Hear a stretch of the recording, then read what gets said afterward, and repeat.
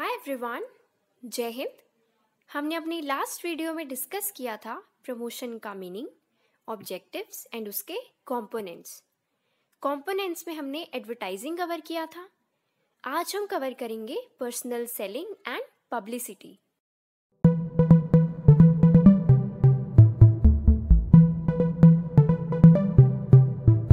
अब देखो, मैंने एडवर्टाइजिंग का आपको बताया था कि ये बहुत पावरफुल टूल है प्रमोशन का। इतना पावरफुल कि कुछ लोग एडवर्टाइजिंग को ही प्रमोशन के साथ इक्वेट कर लेते हैं, है ना। तो सवाल ये है कि फिर क्यों पर्सनल सेलिंग की ज़रूरत है। तो इसका आंसर है कि एडवर्टाइजिंग में एक पर्सनल टच नहीं होती। अगर अब मैं टेलीविज़न में कोई एडवर्टीजमेंट देख रही हूँ किसी प्रोडक्ट की एंड मेरे मन में कोई क्वेश्चन आ जाए तो मैं क्लैरिफाई थोड़ी करवा सकती हूँ उसे। लेकिन पर्सनल सेलिंग में फेस टू फेस इंटरेक्शन होती है, तो एज कंज्यूमर्स हम सेल्समैन से अपने डाउट्स पूछ सकते हैं। तो कुछ कंज्यूमर्स पर्सनल सेलिंग को ज़्यादा प्रेफर करते हैं। हालांकि पर्सनल सेलिंग की पर यूनिट कॉस्ट ज़्यादा होती है एज कम्पेयर टू एडवर्टाइजिंग, पर फिर भी ये काफ़ी पॉपुलर है आज भी इंडिया में। ठीक है, अब देखो पर्सनल सेलिंग क्या होता है। It is the art of persuading someone. Persuade करना ना बहुत मुश्किल टास्क है किसी को। सेल्समैन बहुत इम्पॉर्टेंट है किसी भी कंपनी के लिए, क्योंकि देखो बाकी ऑफिशियल्स तो कंपनी के अंदर बैठे होते हैं। अकेला सेल्समैन ही है जो eyes and years of the company है, जो कि मार्केट के साथ फेमिलियर है।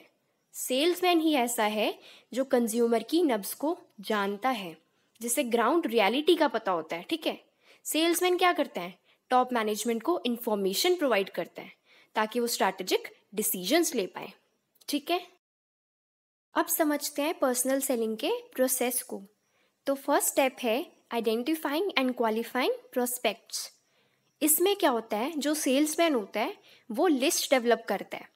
मेन काम होता है लिस्ट डेवलप की जाए। जो भी प्रोस्पेक्ट्स हैं या जो पोटेंशियल बायर्स हैं उनकी लिस्ट डेवलप कीजिए ताकि आपके लिए इजी हो, ताकि आपको पता रहे किसे अप्रोच करना है। ठीक है, और इस स्टेज में बहुत इंपॉर्टेंट है प्रोस्पेक्ट्स को सस्पेक्ट से डिफ्रेंशिएट किया जाए। सस्पेक्ट होते हैं जिनके चांसेस बहुत कम होते हैं कंपनी के प्रोडक्ट्स को खरीदने के, और प्रोस्पेक्ट्स होते हैं जिनके चांसेस बहुत ज़्यादा होते हैं कि वो कंपनी के प्रोडक्ट्स को खरीदें।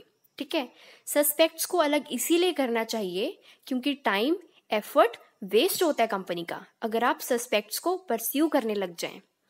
और क्या किया जाता है, प्रोस्पेक्ट्स को कैटेगरीज में या सेगमेंट्स में डिवाइड किया जाता है। ठीक है, जिन प्रोस्पेक्ट्स की फाइनेंशियल एबिलिटी अच्छी होती है या जो ज़्यादा वॉल्यूम दे सकते हैं बिजनेस को या जो इजीली अप्रोचेबल हैं उनको ज़्यादा प्रेफरेंस दी जाती है। क्योंकि देखो पर्सनल सेलिंग में कॉन्टैक्ट इनिशिएट करना बहुत कॉस्टली होता है। ठीक है, कंपनी के लिए तो एफर्ट सिर्फ उन पे डालना चाहिए जिनका ज़्यादा पोटेंशियल है कि वो एक्चुअली में प्रोस्पेक्ट से कस्टमर में कन्वर्ट हो जाए। ठीक है, सेकेंड स्टेप है प्री अप्रोच।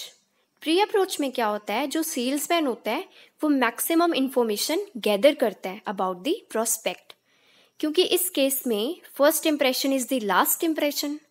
तो ऐसा इंप्रेशन बनाना चाहिए सेल्समैन को कि हाँ वो नॉलेजेबल है, प्रोस्पेक्ट की नीड्स की नॉलेज है उसको। तो फिर इससे होगा क्या कि प्रोस्पेक्ट्स भी फेवरेबली एक्ट करेंगे। ठीक है, तो सेल्समैन प्रिपेयर करता है अबाउट द प्रोस्पेक्ट। वो प्रोडक्ट के बारे में अच्छे से प्रिपेयर करता है ताकि वो प्रोस्पेक्ट की हर एक इंक्वायरी को एड्रेस कर पाए। और सेल्समैन अपॉइंटमेंट लेता है प्रोस्पेक्ट से ताकि वो ऐसे टाइम में अप्रोच कर पाए जो कि प्रोस्पेक्ट के लिए सुटेबल हो। क्योंकि अगर गलत टाइम पे अप्रोच कर लिया ना उन्हें, फिर सेल्स इफेक्टिव नहीं होंगी और शायद क्लोज भी ना हो पाए। तो टाइमिंग भी मैटर करती है, इसलिए अपॉइंटमेंट भी लेता है सेल्समैन। ठीक है, थर्ड स्टेप है अप्रोच। इस स्टेप में जो सेल्समैन होता है वो एक्चुअली कंज्यूमर को अप्रोच करता है, उन्हें मिलता है। ठीक है, ये बहुत ही डेलिकेट स्टेप होता है क्योंकि सेल्स आर ईदर वन और लॉस्ट। या तो वो प्रोस्पेक्ट कंज्यूमर में कन्वर्ट हो जाएगा या वो मना ही कर देगा प्रोडक्ट के लिए। तो इसीलिए ये ज़रूरी है कि सेल्समैन के पास अच्छी क्वालिटीज़ होनी चाहिए ऑफ अ गुड सेल्समैन, जैसे कि physical, mental, social, character, technical qualities. ये सब तरह की क्वालिटीज़ एक अच्छे सेल्समैन में होनी चाहिए। ठीक है, फोर्थ स्टेप है प्रेजेंटेशन एंड डेमोन्स्ट्रेशन। अब अप्रोच के बाद सेल्समैन कंज्यूमर को प्रेजेंट करता है कि क्या प्रोडक्ट है या क्या सर्विस है जिसकी वो सेल्स करना चाह रहा है।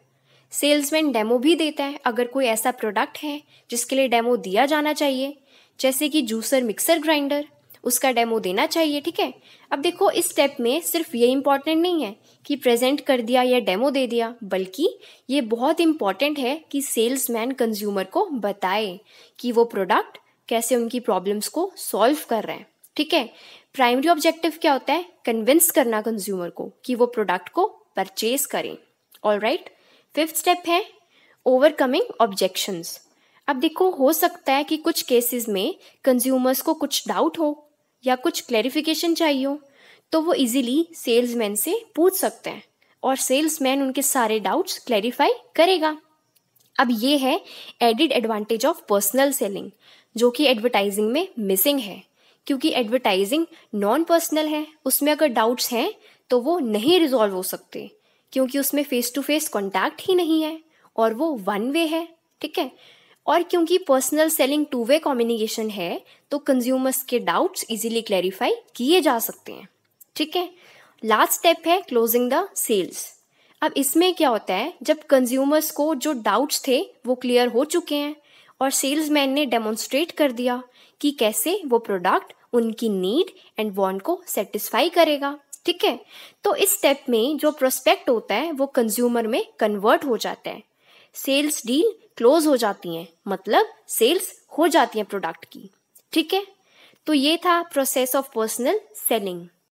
आगे हम बात करते हैं पब्लिसिटी की। देखो हमने एडवर्टाइजिंग में पढ़ा था कि कंपनी अपना प्रोडक्ट जो एडवर्टाइज करवाती है उसके लिए कंपनी पे करती है एजेंसी को, लेकिन पब्लिसिटी जानबूझ के नहीं करवाती कंपनी। ठीक है, और इसमें मैसेज पे भी कंपनी का कोई कंट्रोल नहीं होता। और देखो message has high degree of credibility. अब क्योंकि एडवर्टाइजिंग में तो पता है कि कंपनी पे कर रही है और उनका फुल कंट्रोल है, ठीक है, तो वो तो अपने प्रोडक्ट के लिए अच्छा ही बोलेंगे ना। लेकिन पब्लिसिटी में कोई कंट्रोल नहीं होता मैसेज पे। ठीक है, तो जो थर्ड पार्टी कह रही है या न्यूज़ में आ रहा है या कोई प्रेस कॉन्फ्रेंस में कुछ कहा जा रहा है या पब्लिक सर्विस एजेंसी कुछ कह रही है, तो वो तो सच ही होगा ना, तो पब्लिक जनरली उस पर बिलीव करती है।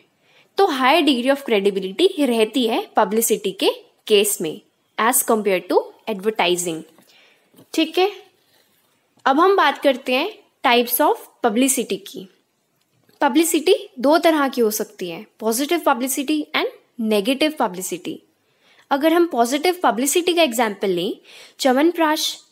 देखो जैसे कोविड टाइम में गवर्नमेंट ऑफ इंडिया ने जनहित में जारी किया था कि आप डाबर च्यवनप्राश खाइए एंड आपकी इम्यूनिटी बूस्ट होगी उससे, तो ये पॉजिटिव पब्लिसिटी है। ठीक है, कंपनी ने कुछ पे नहीं किया लेकिन फिर भी उसकी इमेज इम्प्रूव हुई इस मैसेज के थ्रू। अगर हम नेगेटिव पब्लिसिटी की बात करें, मैगी का एग्जाम्पल लेते हैं। देखो गवर्नमेंट अथॉरिटीज़ ने कुछ टाइम के लिए मैगी को बैन कर दिया था ड्यू टू सम रीजंस, तो वो थी नेगेटिव पब्लिसिटी मैगी के अगेंस्ट, जिसकी वजह से कहीं ना कहीं उसकी इमेज पे असर पड़ा होगा। ठीक है, तो ये था हमारा आज का टॉपिक, जिसमें हमने पर्सनल सेलिंग एंड पब्लिसिटी को कवर कर लिया है इन डिटेल। नेक्स्ट वीडियो में हम समझेंगे sales promotion and direct marketing. आज का वीडियो अगर आपको पसंद आया हो तो प्लीज़ वीडियो को लाइक कर देना एंड चैनल को सब्सक्राइब कर देना। Thank you so much, bye bye.